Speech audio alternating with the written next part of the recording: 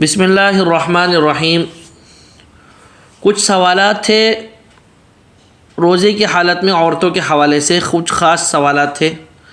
جن کے جوابات ملاحظہ فرمائیے، یعنی وہ مسائل جن کا تعلق خواتین سے ہے،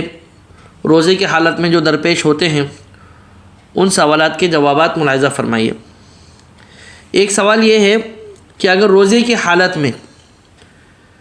کسی عورت کو حیض آ جاتا ہے، ان کا سوال یہ ہے کہ بھئی ظہر سے کے بعد اگر عورت کو حیض آ جاتا ہے، خون آ گیا، ایام شروع ہو گئے، تو آیا اس دن کے روزے کا کیا ہوگا؟ وہ روزہ مانا جائے گا یا نہیں؟ اب وہ کیا کریں؟ تو یاد رکھیں، مغرب کی اذان سے پہلے کسی بھی وقت، بھلے 4-5 منٹ پہلے ہی ایام حیض شروع ہو گئے تو اس دن کا روزہ نہیں مانا جائے گا۔ مغرب کی اذان سے کسی وقت بھی پہلے ایام حیض شروع ہو جائیں گے تو اس دن کا روزہ نہیں شمار کیا جائے گا۔ اب ان خاتون کو اس دن کے روزے کی قضا کرنی ہوگی، ایک بات تو یہ۔ دوسری بات یہ ہے کہ کسی عورت کو عصر کے ٹائم، ظہر کے ٹائم خون آنا شروع ہو گیا، یا ابھی روزہ کھلنے میں 2-4 گھنٹے تھے، یعنی صبح انہوں نے روزہ رکھا تھا، درمیان روزے میں خون آنا شروع ہو گیا، اب وہ کیا کرے؟ تو اس عورت کی حکم یہ ہے کہ روزہ تو اس دن کا ان کا نہیں مانا جائے گا، لیکن مغرب تک ان کو کھانے پینے سے رکا رہنا ہے۔ اس کے علاوہ وہ عورتیں جو ایام حیض میں یا نفاس میں روزہ نہیں رکھتی، وہ تو روزے کی حال کے دنوں میں کھائیں گی پئیں گی، اپنے نارمل زندگی گزاریں گی، لیکن وہ عورت جس نے روزہ رکھا تھا لیکن درمیان روزہ میں خون آ گیا، تو اب ان کے لیے حکم ہے کہ افطاری تک کھانے پینے سے رکے رہیں۔ اسی طرح دوسرا سوال ایک صاحب پوچھتے ہیں کہ میری بیوی کو حمل ہے اور وہ حمل کی حالت میں ان کو روزہ رکھنا مشکل ہو رہا ہے، تو آیا وہ کیا کریں؟ روزہ چھوڑ سکتی ہیں یا نہیں؟ تو یاد رکھیں، حالت حمل میں، یعنی عورت کو حمل ہے، اب اس صورت میں رمضان مبارک آ گئے تو روزہ کیا کریں؟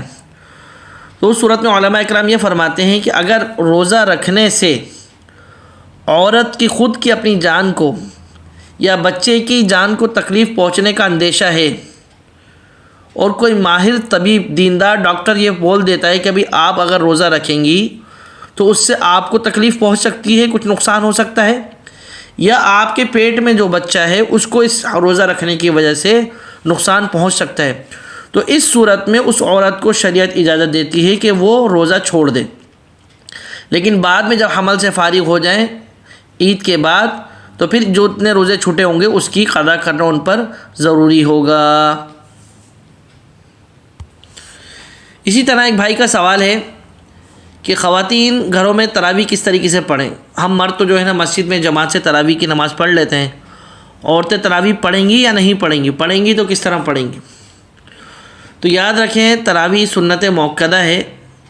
جس طریقے سے مردوں کے لیے سنت موقدہ ہے اسی طریقے سے عورتوں کے لیے بھی تراویح سنت موقدہ ہے، لیکن فرق یہ ہے کہ مرد حضرات مسجد میں جماعت کے ساتھ پڑھیں گے، عورتوں کے لیے حکم ہے کہ جس طریقے سے عشاء کی نماز گھر میں پڑھتی ہیں اسی طریقے سے تراویح بھی عشاء کی نماز کے بعد پڑھیں گی، ان کے لیے سنت موقدہ ہے، اور اس کا طریقہ کار وہی ہوگا جو مردوں کے لیے ہیں کہ پہلے 4 فرض عشاء کے پڑھیں گی، اس کے بعد 2 سنت پڑھیں گی، اس کے بعد پھر 2 رکعت کر تراویح کی 20 رکعت پڑھیں گی۔ اب وہ صورتیں کوئی بھی پڑھ سکتی ہیں جو ان کو یاد ہو، ہر 2 رکعت میں ایک ہی صورتیں پڑھ سکتی ہیں، جیسے بعض عورتوں کو خالی 3-4 صورتیں اگر یاد ہیں تو انہی کو بار بار دہرا سکتی ہیں، کوئی حرج نہیں ہے۔ غرض ضرورت اس بات کی ہے کہ تراویح 20 رکعت مکمل کریں، اس کے بعد پھر 3 رکعت وتر کی پڑھیں گے، اور تراویح کا وقت جو ہے عشاء کی نماز کے بعد سے لے کر صبح صادق تک ہوتا ہے،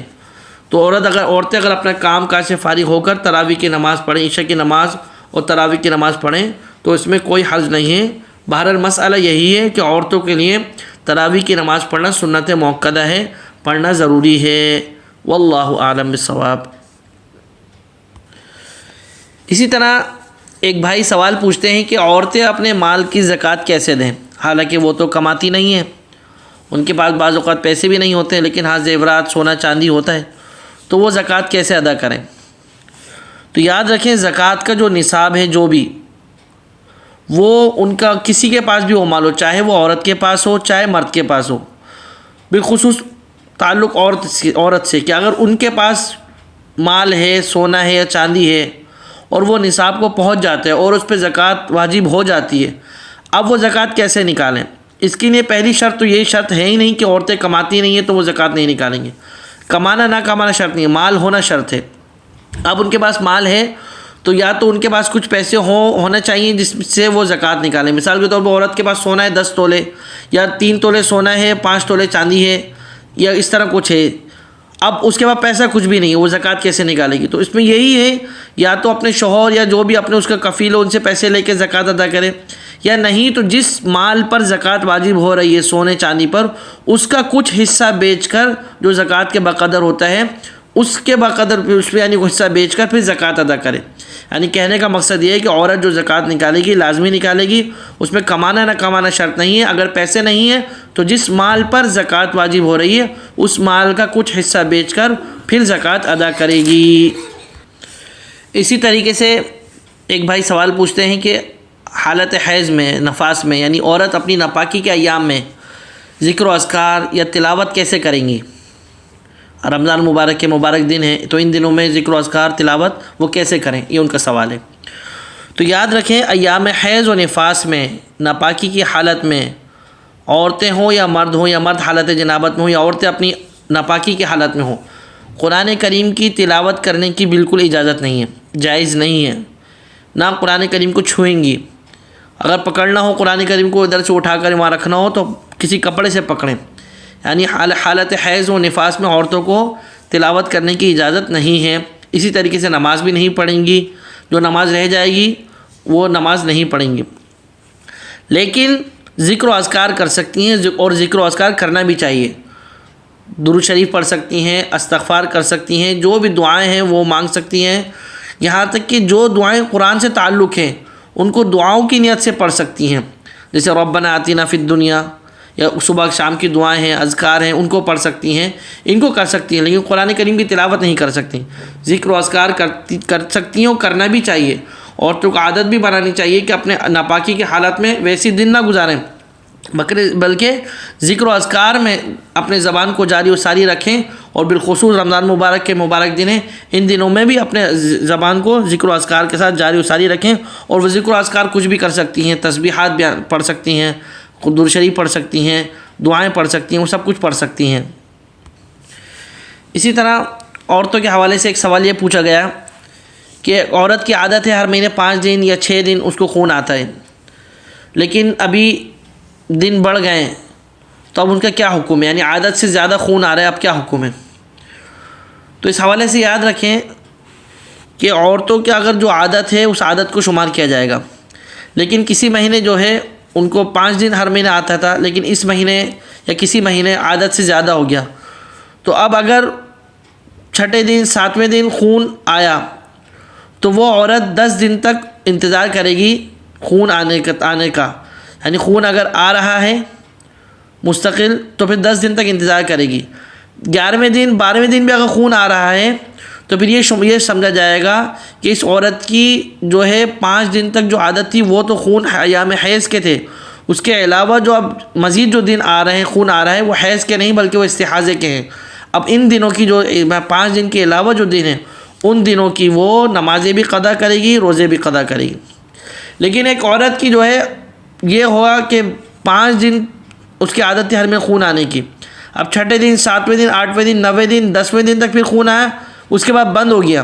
تو اب یہ شمار کیا جائے گا کہ اس عورت کی عادت تبدیل ہو گئی ہے، اب اس کا خون 10 دن تک ہی شمار کیا جائے گا۔ 11ویں دن سے جس دن سے خون بند ہو گیا تو وہ 11ویں دن سے وضو کرے گی، غسل کرے گی اور نماز روزہ اپنا مکمل کرے گی، 11ویں دن سے شمار کیا جائے گا۔ یہ اس حوالے سے مسئلہ ہے۔ اسی طرح ایک مسئلہ یہ پوچھا گیا کہ ایک عورت پاک ہوئی سحری کے وقت، اب اگر وہ غسل کرے گی یا سحری کرے گی؟ اگر غسل کرے گی تو سحری کا وقت نکل جائے گا، یا وہ سحری کر لے اور سحری کے وقت ختم ہونے کے بعد پھر غسل کر لے، یہ اس کے لیے جائز ہے یا ناجائز ہے؟ تو یاد رکھیں کوئی بھی عورت یا مرد اگر ناپاک ہو، یا کوئی بھی مرد اگر ناپاک ہو، عورت ناپاک ہو، سحری کا وقت ہو گیا ہے، اب اس کے لیے 2 کام ہیں، یا تو سحری کرے یا غسل کرے، ایک کام کر سکتی ہے مرد ہو یا عورت۔ تو ان کے لیے اب یہ ضروری ہے کہ پہلے سحری کر لیں، سحری کھا لیں، اس کے بعد بھلے سحری کا وقت ختم ہو جائے اس کے بعد پھر غسل کریں تو کوئی حرج نہیں ہے۔ اس کے بعد پھر غسل کر کے فجر کی نماز پڑھیں۔ یعنی کہنے کا مقصد یہ ہے کہ جب سحری کا وقت ہو جائے، غسل کا وقت بھی ہو، غسل بھی کرنا ہو، تو اس وقت میں صرف سحری کر لیں، غسل کو بعد میں مؤخر کر دیں، چاہے مرد ہو چاہے عورتیں، یہ حکم دونوں کے لیے ہے۔ اللہ پاک ہمیں ان باتوں کو سمجھنے اور عمل کرنے کی توفیق عطا فرمائے۔ وآخر دعوانا الحمد للہ رب العالمین۔